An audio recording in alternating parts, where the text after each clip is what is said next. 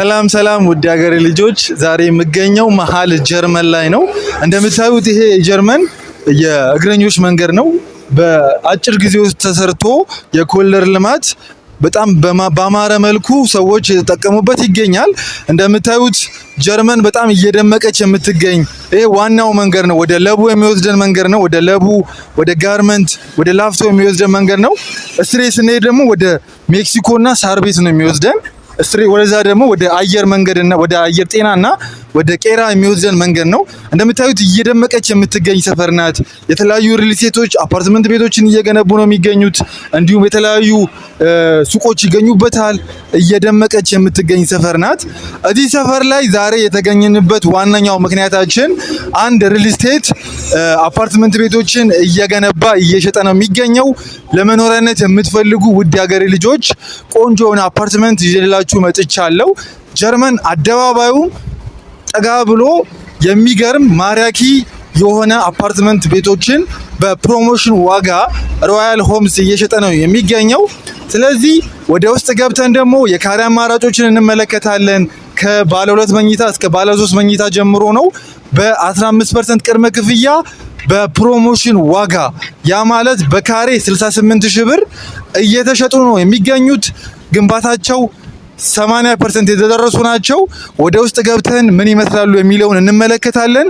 ወደ ውስጥ አብራችሁን ተከታተሉ። ወደ ውስጥ እንገባለን። በጣም ማራኪ ቦታ ላይ ነው ይሄ አፓርትመንት ቤት እየተገነባ የሚገኘው። በፕሮሞሽን ዋጋ ነው እንደነገርኳችሁ፣ የትክክለኛውን ዋጋ አይደለም። በፕሮሞሽን ዋጋ እየተሸጡ የሚገኙ አፓርትመንት ቤቶች ናቸው። እንደምታዩት ይሄ የጀርመን ዋናው አስፋልት ነው። ማታ ላይ ደግሞ በጣም ማራኪ ሰዎች ወክ የሚያደርጉበት ነፋሻማ ደህንነቱ የጠበቀ አካባቢ ላይ ነው።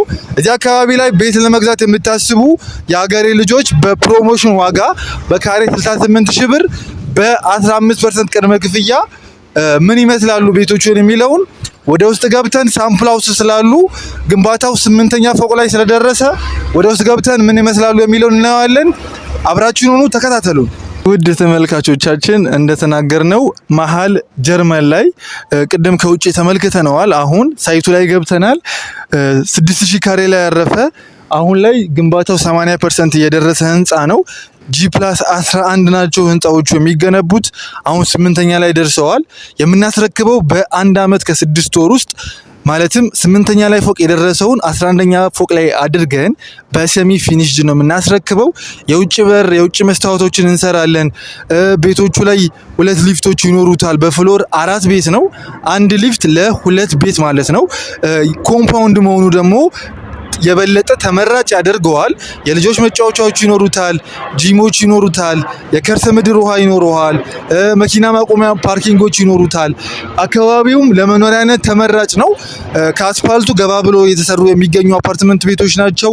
የእምነት ተቋሞች ይገኙበታል፣ ኢንተርናሽናል ትምህርት ቤቶች ይገኙበታል፣ እንዲሁም ሆስፒታሎች ይገኙበታል። ጀርመን ላይ ነው ይሄ አፓርትመንት የሚገኘው።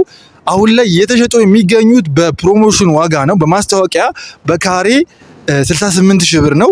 ይሄም የተደረገው ለ10 ቤቶች ብቻ ነው። ቀድመው ለመጡ 10 ደንበኞቻችን በማስታወቂያ ዋጋ በካሬ 68,000 ብር እየሸጥን ነው የምንገኘው። ባለ 2 እና ባለ 3 መኝታዎች ናቸው። ባለ 2 መኝታው ለምሳሌ በ125 ካሬው ጠቅላላ ክፍያ የሚሆነው 8,500,000 ብር ነው።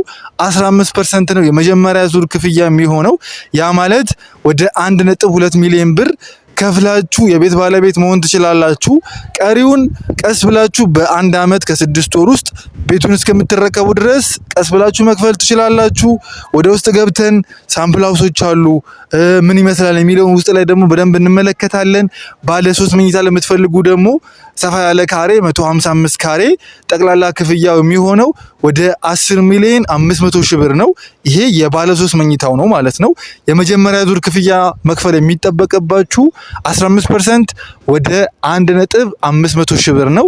ስለዚህ በ1.500,000 ብር ባለ 3 መኝታ ኮምፓውንድ የሆነ አፓርትመንት በፕሮሞሽን ዋጋ በካሬ 68,000 ብር ጀርመን ላይ እየሸጥን ነው የምንገኘው።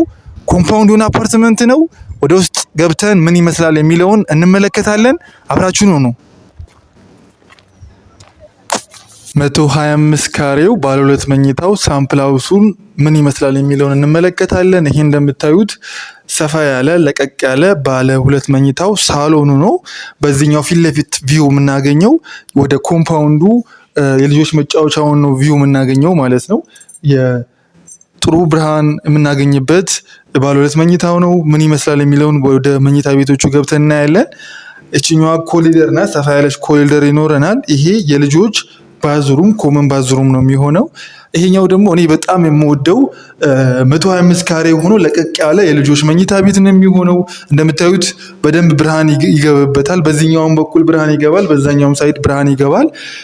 ሲሊንጉም ከፍ ያለ ሲሊንግ ነው የሚኖረን። እንደምታዩት ይሄ ሳምፕል ሃውስ ነው። G+11 ህንፃ ነው። አሁን 8ኛ ላይ ነው ግንባታው የደረሰው። እንደምታዩት ሳምፕል ሃውሱ ይሄን ይመስላል። እዚህ ጋር የልጆች የድሬሲንግ ኮድ መደርደሪያ የምናዘጋጅበት የሚሆን ቦታ ነው የሚሆነው። እንዲሁም አልጋውን እዛ ጋር ማድረግ እንችላለን። ወደ ማስተር ቤድሩሙ ደግሞ እንገባለን። ማስተር ቤድሩሙ በጣም ቆንጆ በጣም ሰፊ ማራኪ የሆነ ማስተር ቤድሩም ነው የሚኖረን። እዚህ ጋር እንደምታዩት የላይት መሰኪያ ነው የሚሆነው። አልጋው እንደዚህ ስትሬት ቢሆን እዚህ ጋር ደግሞ ባልኮኒ ይኖረዋል። ሰፋ ያለ ባልኮኒ ይኖረዋል። እንደምታዩት ባልኮኒ ያለው ማለት ነው። ይሄኛውም ቆንጆ ብርሃን የምናገኝበት የጠዋት ብርሃን የምናገኝበት የባለ 2 መኝታው የ125 ካሬው ቤድሩም ነው የሚሆነው። ይሄ ማስተር ቤድሩም ማስተር ባዝሩም ነው የሚሆነው ማለት ነው። ለቀቅ ያለ ነው። ይሄ 125 ካሬ በካሬ 68,000 ብር ቆንጆ የሆነ ባለ 2 መኝታ በአነስተኛ ዋጋ ማግኘት እንችላለን። እንደምታዩት ሳሎኑ ለቀቅ ያለ ነው። ይሄ ሳምፕል ሃውሳችን ነው። ቀሪውን ደግሞ እንመለከታለን።